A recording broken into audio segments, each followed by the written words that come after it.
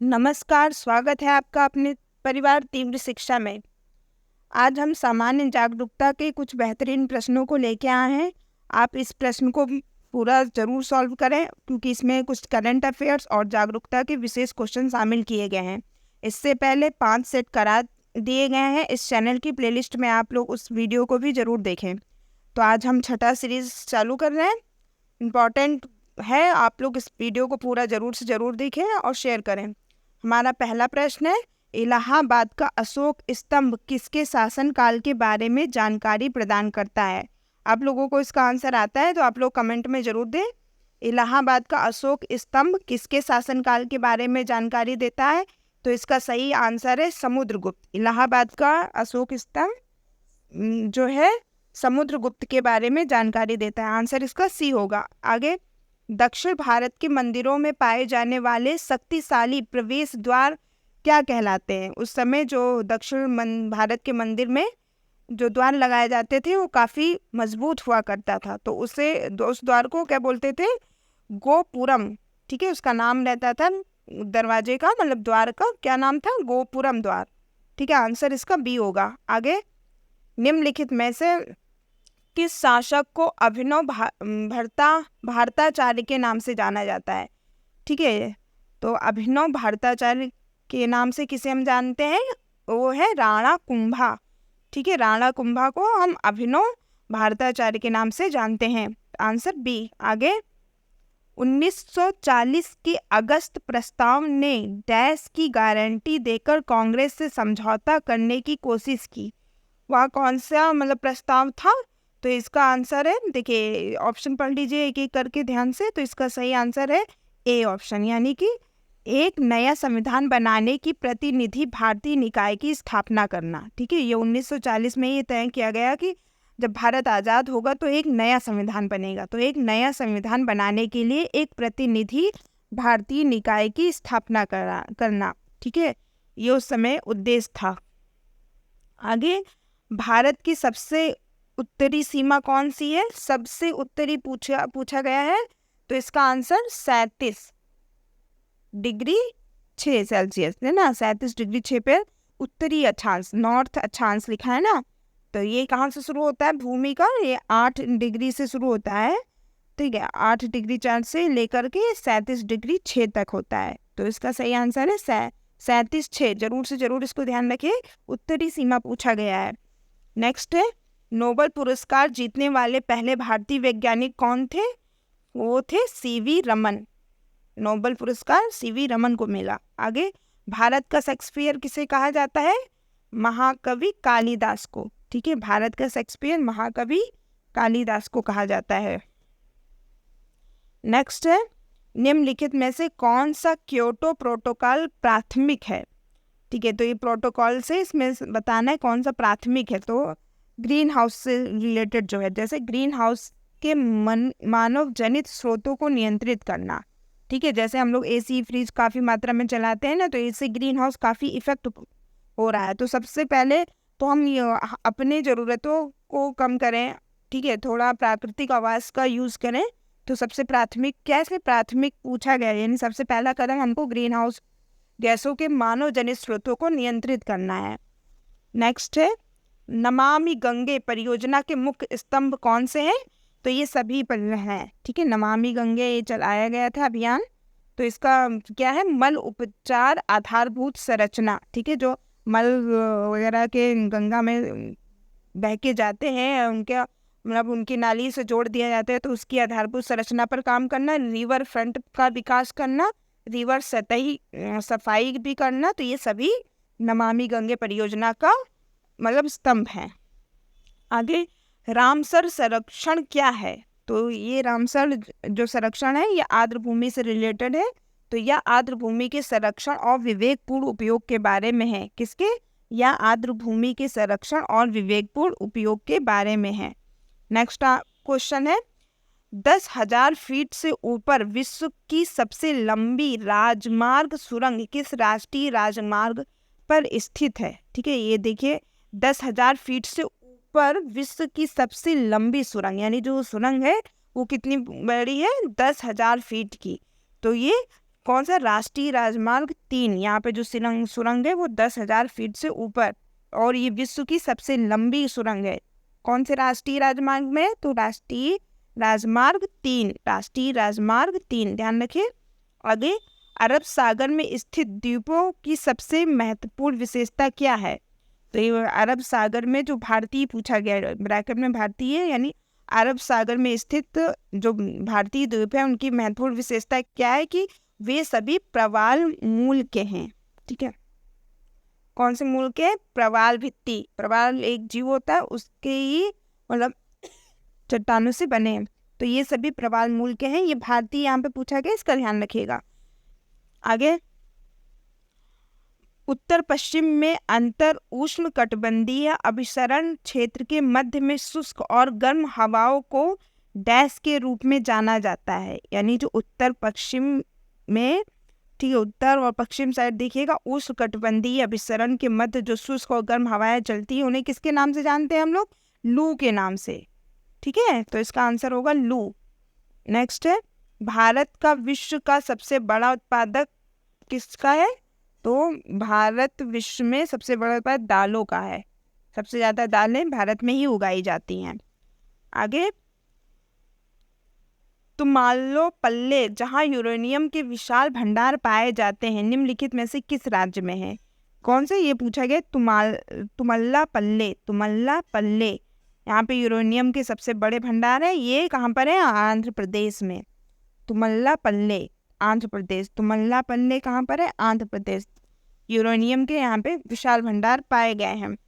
आगे, निम्नलिखित में से कौन सा सिंधु घाटी सभ्यता की सबसे महत्वपूर्ण विशेषता प्रस्तुत करता है? तो सिंधु घाटी सभ्यता की सबसे महत्वपूर्ण विशेषता क्या थी? जली हुई ईंट की इमारतें मिली हैं यहाँ पे। ठीक है, तो ध्यान रखिएगा कि सिंधु घाटी सभ्यता में मतलब मान लिया कि उस समय आग वगैरह लग गई होगा किसी के घर में, तो जली हुई ईंट की इमारतें मिली हुई हैं।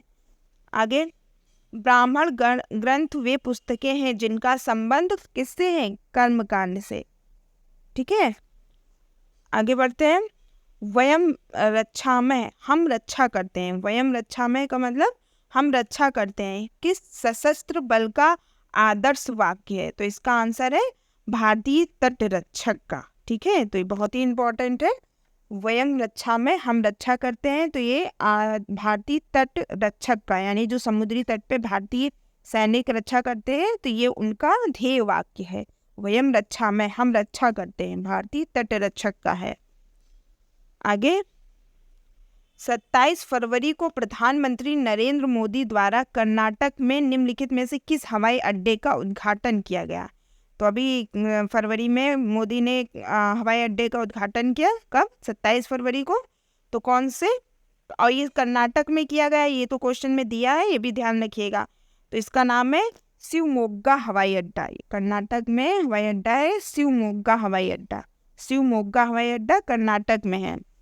नेक्स्ट, भारत के टाटा समूह और किस देश के समकक्ष के बीच एक संयुक्त उद्यम है? भारत और टाटा समूह के बीच किसका है? यूएसए। भारत और टाटा समूह किस देश के समकक्ष के बीच में एक संयुक्त उद्यम है? तो यूएसए के बीच में, यानी अमेरिका, यूएसए में आता है ना। अजंता के चित्र किसकी कहानियों को चित्रित करते हैं? तो ये जातक कथाओं को चित्रित करते हैं। अजंता के चित्र जातक कथाएं किससे रिलेटेड होंगी? जैसे महात्मा बुद्ध, महावीर जैन, इनसे ही रिलेटेड ये कहानियाँ होती हैं। आगे, FSI 2021 के अनुसार निम्नलिखित में से किस क्षेत्रफल के हिसाब से देश का सबसे बड़ा वन क्षेत्र है? तो ये फॉरेस्ट डिपार्टमेंट की रिपोर्ट 2021 में आई थी। तो सबसे बड़ा वन क्षेत्र के मामले में यहाँ पे पूछा गया है, इसका ध्यान रखिएगा। क्षेत्र के मामले में मध्य प्रदेश है, और परसेंटेज के मामले में अगर पूछे तो अरुणाचल प्रदेश।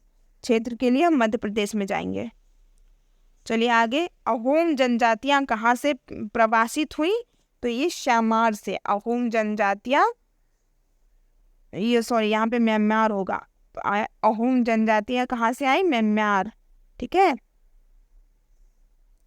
हमारा पड़ोसी देश है जिसकी भारत से 1600 किलोमीटर की सीमा लगती है। ठीक है, तो म्यांमार, अहोम जनजातियां कहाँ से आई? म्यांमार। आगे, निम्नलिखित में से कौन पहली भारतीय महिला थी जो अंतरिक्ष में गई थी? तो पहली भारतीय महिला बताना जो अंतरिक्ष में गई थी, तो कल्पना चावला भारतीय थी, हालांकि इन्होंने अमेरिका की नागरिकता ले ली थी। तो ये प्रथम भारतीय महिला थी जो अंतरिक्ष में गई थी, कल्पना चावला। आगे, निम्नलिखित कभी कार्यवाहक राष्ट्रपति के रूप में कौन नहीं बना? तो इससे पहले हमने कार्यवाहक राष्ट्रपति को पढ़ा था। सबसे पहले कार्यवाहक राष्ट्रपति एम हिदायतुल्लाह थे, लेकिन जो कभी नहीं बना वो जाकिर हुसैन। ये 2 बार राष्ट्रपति बने और अपने राष्ट्रपति कार्यकाल के दौरान ही इनकी मृत्यु भी हो गई थी। तो ये पूछा गया कभी कार्यवाहक राष्ट्रपति के रूप में कौन नहीं बने, तो इसका आंसर जाकिर हुसैन होगा। नेक्स्ट है, निम्नलिखित में से किस महिला को स्वतंत्रता आंदोलन की ग्रैंड ओल्ड लेडी के रूप में जाना जाता है? किसको? अरुणा आसफ अली को।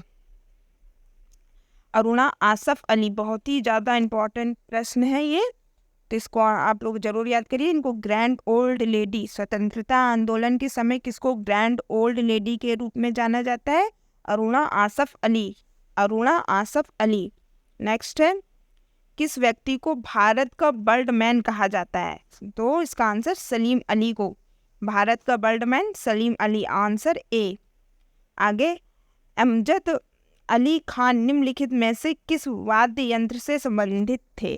तो ये कौन है? अमजद अली खान। ये क्या बजाते थे? सरोद। ठीक है, अमजद अली खान। यहाँ पे द और द से रिलेट करिएगा। अमजद सरोद बजाते थे, वाद्य यंत्र है ना ये। आगे, यामिनी कृष्णमूर्ति निपुण प्रतिपादक है किसके? भारतनाट्यम की। यामिनी कृष्णमूर्ति इनका नाम है। ये किसमें मतलब किसमें निपुण है ये? तो भारतनाट्यम में। यामिनी कृष्णमूर्ति भारतनाट्यम, याद करते चलिए साथ में। आगे, डैश को लोकप्रिय रूप से फ्लाइंग सिख के नाम से जाना जाता है? तो किसको हम फ्लाइंग सिख के नाम से जानते हैं? मिल्खा सिंह को ना, ये तो आप लोग को पता ही होगा। मिल्खा सिंह को फ्लाइंग सिख के नाम से जानते हैं। आगे बढ़ते हैं। निम्नलिखित में से कौन सा अधिनियम भूमि और अन्य संसाधनों पर जंगल में रहने वाले समुदायों के अधिकारों से संबंधित है? यानी जो जंगल में जनजातियां रहती हैं, ये उनके अधिकारों से संबंधित है। ये कौन सा अधिनियम है? तो इसका आंसर बी। ठीक है, जो लोग जंगल काट रहे थे, वहाँ पे कब्जा कर रहे थे, तो ऐसा नहीं कर सकते। ये अधिनियम वन अधिकार अधिनियम 2006 से ये संबंधित है। ठीक है, कौन सा? वन अधिकार अधिनियम 2006 से। आगे बढ़ते हैं।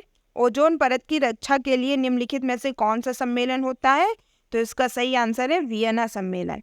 ठीक है, वियना सम्मेलन। ओजोन परत की रक्षा के लिए वियना सम्मेलन। वियना सम्मेलन, ओजोन परत की रक्षा के लिए वियना सम्मेलन।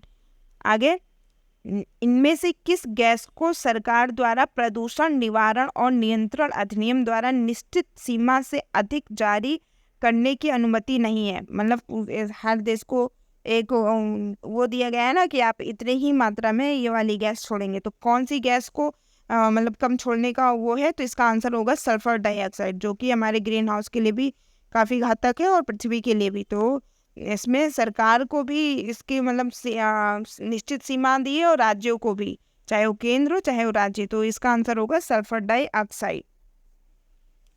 नेक्स्ट है, जलवायु परिवर्तन का वनों पर क्या प्रभाव पड़ रहा है? तो क्या हो रहा है? जंगल की आग और कीट के प्रकोप में वृद्धि हो रही है। ठीक है, अभी भी जलवायु परिवर्तन लगातार होता ही जा रहा है। तो जंगल की आगों में भी हो रही, कीट के प्रकोप में भी वृद्धि हो रही है। एक से एक वायरस जन्म ले रहे हैं। आगे, अम्लीय वर्षा स्मारक के संगमरमर को संचारित करती है घटना को डैश भी कहा जाता है? क्या कहा जाता है? संगमरमर कैंसर। जो अम्लीय वर्षा हो रही है तो उससे हमारा जो ताजमहल वहाँ पे बना है तो उसके मतलब धब्बे पड़ रहे हैं, तो इसको संगमरमर कैंसर भी कहते हैं। ठीक है, आगे बढ़ते हैं हम। निम्नलिखित में से कौन सा यूनेस्को सूची के अनुसार एक विरासत स्थल नहीं है? इसका मतलब 3 है और 1 नहीं है। तो बीकानेर का किला ये नहीं है। ठीक है, बाकी जंतर मंतर और राष्ट्रीय केवलादेव राष्ट्रीय उद्यान जयपुर शहर ये यूनेस्को की विरासत सूची में शामिल हो गया है। केवलादेव राष्ट्रीय उद्यान, जयपुर शहर, जंतर मंतर। ठीक है, और बीकानेर का किला ये नहीं है। आगे, निम्नलिखित में से कौन सी नदी बंगाल की खाड़ी में गिरती है? बंगाल की खाड़ी हमारा उड़ीसा साइड पड़ेगा, तो कौन सी नदी बंगाल की खाड़ी की तरफ गिरती है? चंबल नदी। ठीक है, ये चंबल नदी। लेकिन ये तीनों उससे भी ज़्यादा इम्पोर्टेंट है याद करने के लिए कि घग्गर, लूनी, माही कहाँ गिरती है? अरब सागर में। घग्गर, लूनी, माही अरब सागर में गिरती है। ठीक है, तो ये हमारे प्रश्न समाप्त होते हैं। आप लोगों को प्रश्न कैसे लगे कमेंट में ज़रूर बताइएगा और वीडियो को शेयर ज़रूर करिएगा। धन्यवाद।